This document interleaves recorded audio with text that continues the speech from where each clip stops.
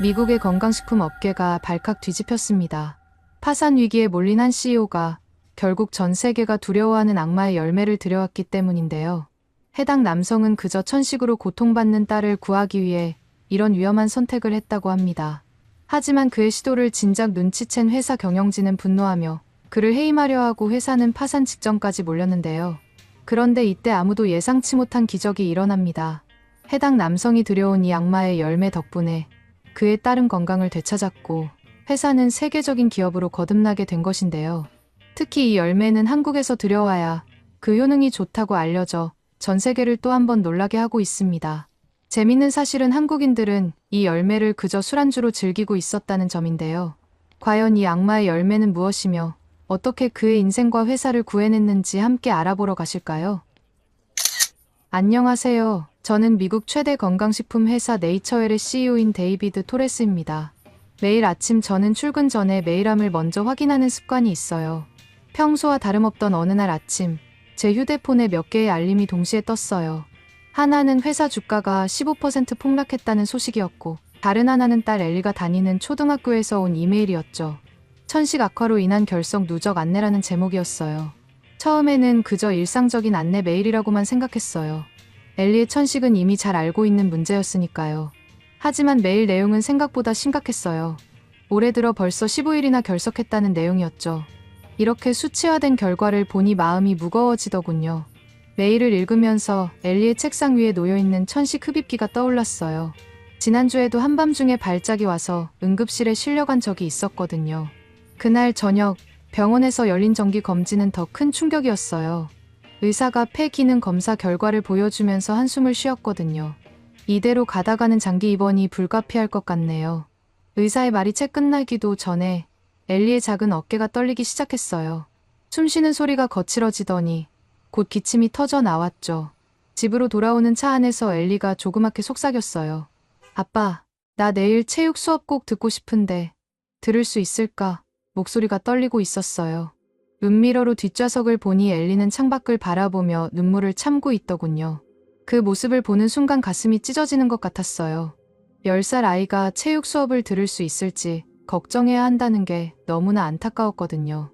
집에 도착하자 아내 사라가 현관에서 기다리고 있었어요. 대기업에 다니던 그녀는 자신의 일정을 줄이고 엘리의 건강관리에 전념하고 있었죠. 매일 아침 공기청정기를 점검하고 가습기 물을 갈고 천식에 좋다는 음식을 연구하면서요. 여보, 이번에는 지중해식 식단을 시도해볼까 해요. 염증에 효과가 있다고 하더라고요. 사라는 매일 새로운 방법을 찾으려 노력했지만 뚜렷한 효과는 보지 못했어요. 그렇게 이미 몸도 마음도 지쳐있는 채로 회사로 돌아갔는데 더 큰 폭탄이 기다리고 있었죠. 토레스 사장님, 이사회에서 결정됐습니다. 2주 안에 회사 정상화 방안을 제시하지 못하면 비서의 떨리는 목소리가 사무실에 울렸어요. 6개월 전 출시한 신제품이 시장에서 철저하게 실패하면서 매출이 급감했거든요. 심지어 오늘 아침에는 최대 주주가 갑자기 찾아와 2주 안에 회사 정상화 방안을 내놓으라고 최후 통첩까지 했다는군요. 이 문제만으로도 골치가 아픈데 최근에는 특히 파트너인 마이클과의 갈등이 가장 큰 문제였어요. 그는 줄곧 현실적인 접근을 주장해왔죠. 지금은 안정이 필요한 때야. 신규 투자는 위험해. 마이클의 말이 틀린 건 아니었어요. 하지만 기존 제품으로도 매출 유지하는 데에는 어려울 수밖에 없는 걸 마이클이든 투자자들이든 알고 있었을 거예요. 그저 신제품이 망했다는 책임을 저한테 더 씌우고 싶을 뿐이었겠죠. 심지어 최근에는 그가 저희 회사의 최대 경쟁사와 비밀리에 만났다는 소문까지 들려왔어요. 이대로는 안 된다는 생각이 머릿속을 떠나지 않았죠. 그러던 어느 날이었어요. 노트북에서 신제품 관련해서 도움될 자료가 없나 찾아보다가 마침 제 휴대폰에서 SNS 알림이 울렸죠. 대학 시절 절친한 친구인 제임스가 여행을 갔다가 찍은 사진을 올렸더군요. 노란 은행잎으로 물든 가을 거리를 배경으로 한 사진이었는데 마치 황금빛 터널을 걷고 있는 것 같은 모습이 인상적이었어요. 궁금해진 저는 댓글로 어디로 여행을 간 것이냐고 물어봤어요. 제임스는 바로 한국으로 여행 갔다고 대답하더군요. 이어서 저는 사진 너무 멋있다고 얘기하니 제임스의 답변은 의외였죠. 한국의 거리는 정말 아름답지만 땅에 떨어진 은행을 밟고 다니다 보니 신발에서 지독한 냄새가 난다는 거였어요. 코 속을 파고드는 매캐함이 마치 방독면이라도 써야 할 것 같은 냄새라고 하더군요. 그의 표현을 빌리자면 신발에 똥냄새가 난다고 했죠. 그의 말에 호기심이 생겨 한국의 은행나무에 대해 검색해보기 시작했어요. 저희 동네에도 은행나무가 몇 그루 있긴 했지만 한국처럼 거리 전체가 은행나무로 가득 찬 곳은 본 적이 없었거든요. 게다가 저희 동네에서는 은행나무라도 한 그루 심으려고 하면 악취가 고약한 악마의 열매가 맺힌다고 주민들의 반대가 심해서 대부분 수나무만 심었었죠. 냄새가 나는 건 한국이나 미국이나 똑같을 텐데 왜 한국에서는 냄새가 나는 암나무를 심는 건지 궁금해지기 시작했어요. 그렇게 몇 시간을 검색하다 보니 정말 놀라운 사실들을 발견하게 됐어요. 한국에서는 이 악취나는 은행 열매를 일부러 수확해서 먹는다는 거였어요. 더 놀라운 건 이게 단순한 식재료가 아니라 수천 년 동안 약재로도 쓰여왔다는 거죠. 특히 천식과 같은 호흡기 질환에 효과가 있다는 연구 결과를 발견했을 때는 심장이 쿵쾅거리기 시작했어요. 엘리의 고통에 찬 얼굴이 제 머릿속을 스쳐 지나갔거든요. 마침 한국에서 건강식품 박람회가 열린다는 공고를 보게 됐어요. 기간이 얼마 남지 않아 망설일 시간이 없었죠. 당장 회사로 돌아와 마이클에게 한국 출장 계획을 이야기했어요. 하지만 그의 반응은 얼음장처럼 차가웠어요. 2주 안에 회사를 정상화하라는 최후 통첩이 와 있는 상황에서 무슨 한국행이야. 지금 나랑 장난해? 그의 목소리에는 분노와 함께 어떤 불안감이 묻어 있었어요. 마이클의 반대는 더욱 강경해졌어요. 데이비드, 솔직히 말할게. 난 더 이상 자네를 믿을 수 없어. 몇 번이고 자네를 믿었었지만 나에게 돌아오는 건 실패뿐이었지 않나. 자네가 한국에 간다면 이건 우리의 마지막 대화가 될 거야. 그의 말을 듣다가 문득 열려있는 그의 노트북에 눈이 갔어요. 그의 책상 위에는 경쟁사와 주고받은 이메일이 살짝 보이더군요. 그 순간 모든 게 이해됐죠. 마이클이 이미 다른 선택을 했다는 생각이 들자 더 이상 제 생각을 꺾을 필요가 없다는 생각이 들었어요. 그렇게 저는 마이클을 노려본 채로 회사 밖을 나왔고 투자자들에게 마지막으로 한 번만 믿어달라는 메일과 함께 한국행 출장 준비를 준비했어요. 그렇게 저는 10시간이 넘는 비행 끝에 한국에 도착했어요.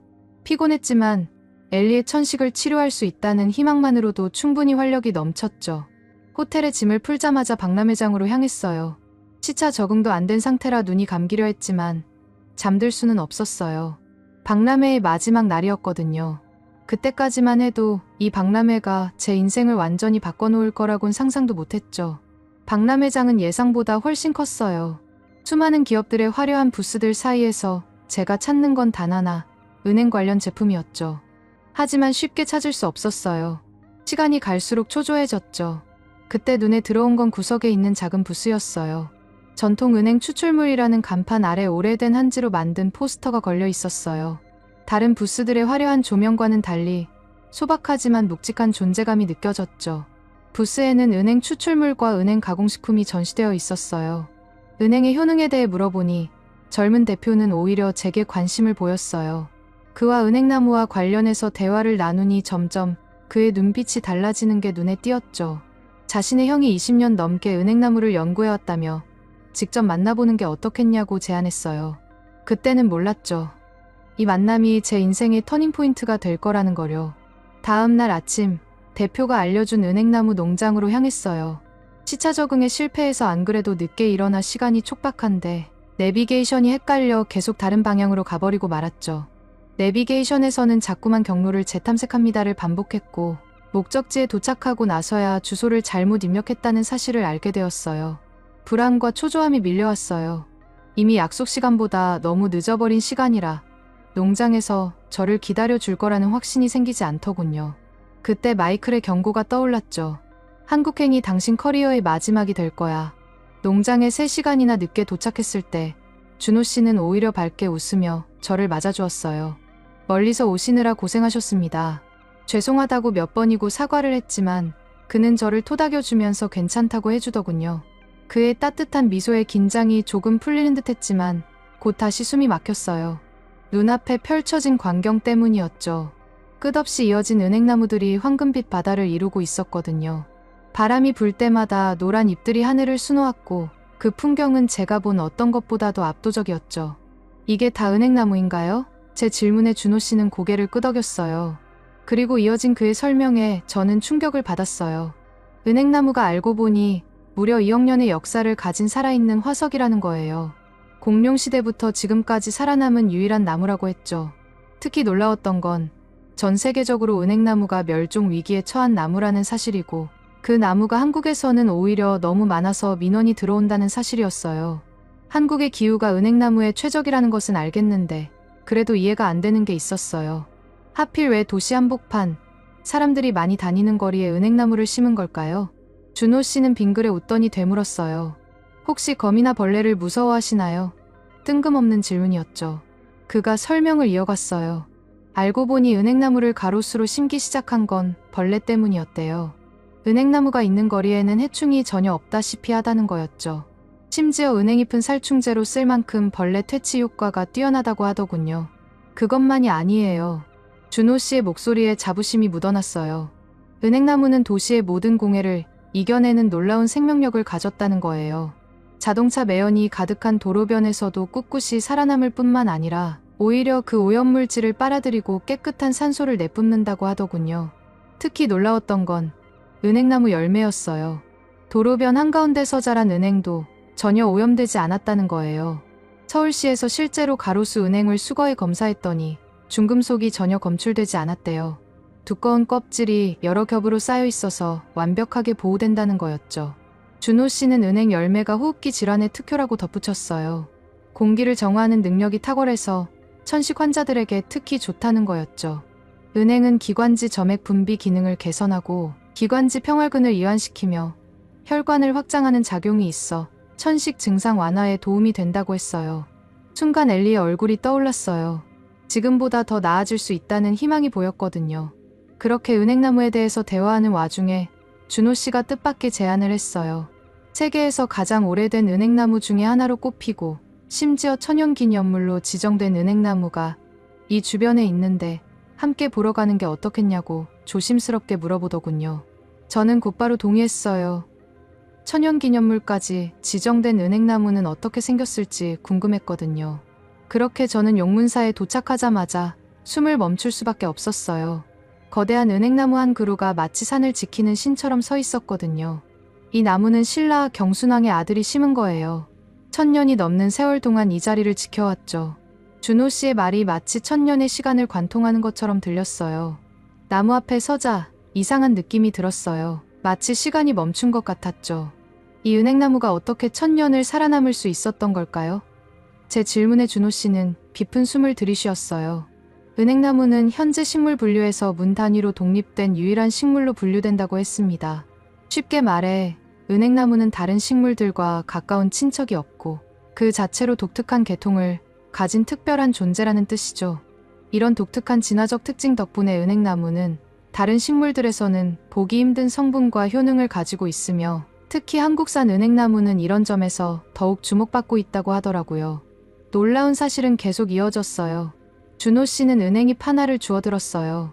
이 나무는 참 특별합니다. 열매도 귀하지만 사실 잎도 보물이나 다름없거든요. 그의 말에 의아했어요. 악취 나는 열매도 모자라 잎까지 사람에게 직접적인 효능이 있을 줄은 상상도 못했거든요. 준호 씨가 설명을 이어갔어요. 전 세계 은행잎 중에서도 특히 한국산 은행잎에서만 추출되는 특별한 성분이 있다는 거예요. 진코프라본 글리코사이드라는 성분인데 이게 고혈압, 당뇨, 심장질환에 놀라운 효과가 있다고 하더군요. 게다가 잎에 함유된 플라보노이드라는 성분은 항염 항산화 효과가 뛰어나서 면역력 강화에도 도움이 된다고 하더군요. 우리 선조들은 이미 알고 있었던 거겠죠. 준호 씨의 목소리에 자부심이 묻어났어요. 다른 나라들이 냄새 때문에 수나무만 심을 때 우리는 일부러 암나무를 더 많이 심었죠.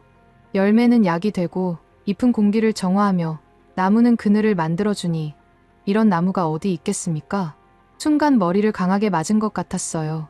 한국의 선조들은 은행나무 하나에서 이렇게 많은 가치를 발견했던 거예요. 게다가 그 지혜는 시간이 흐를수록 더 빛을 발하고 있었죠.